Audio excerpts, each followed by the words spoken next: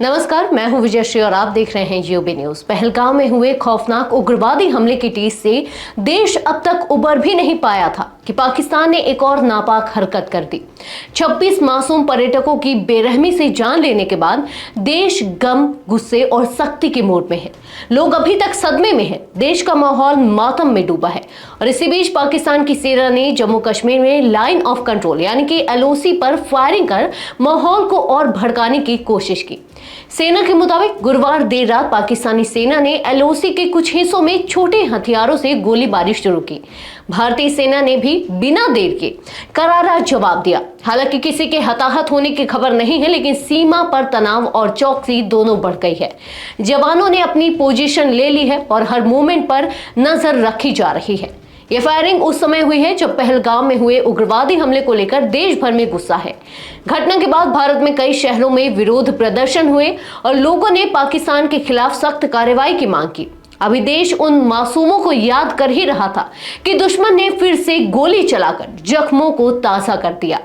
उधर बांदीपोरा जिले के कुलनार बाजीपोरा इलाके में उग्रवादियों और सुरक्षा बलों के बीच मुठभेड़ जारी है। जैसे ही उग्रवादियों की मौजूदगी की खबर मिली, सुरक्षा बलों ने इलाके की घेराबंदी की और तलाशी अभियान शुरू किया। तभी छिपे उग्रवादियों ने गोलीबारी शुरू कर दी, जिससे ऑपरेशन मुठभेड़ में बदल गया। अब तक किसी नुकसान की खबर नहीं है, लेकिन पूरे इलाके में अलर्ट है।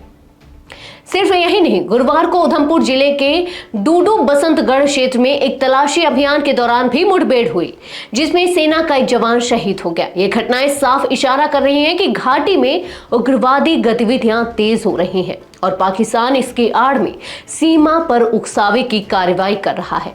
इन हालातों के बीच थल सेना अध्यक्ष जनरल उपेंद्र द्विवेदी श्रीनगर और उधमपुर के दौरे पर रवाना हुए हैं।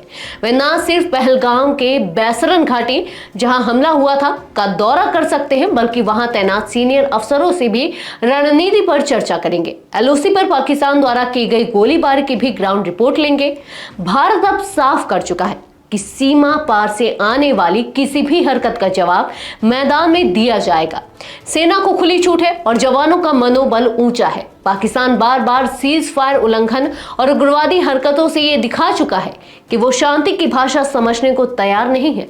अब देश की नजरें सरकार और सेना पर टिकी हैं। जनता उम्मीद कर रही है कि जिनके हाथ मासूमों के खून से रंगे हैं, उन्हें उसी जमीन में मिलाया जाएगा। LOC से लेकर घाटी तक भारत तैयार है, हर मोर्चे पर हर जवाब के लिए। आज के लिए बस इतना ही। यूबी न्यूज आपके लिए लाता रहेगा देश विदेश से जुड़ी ऐसी ही तमाम खबरें। तब तक के लिए धन्यवाद।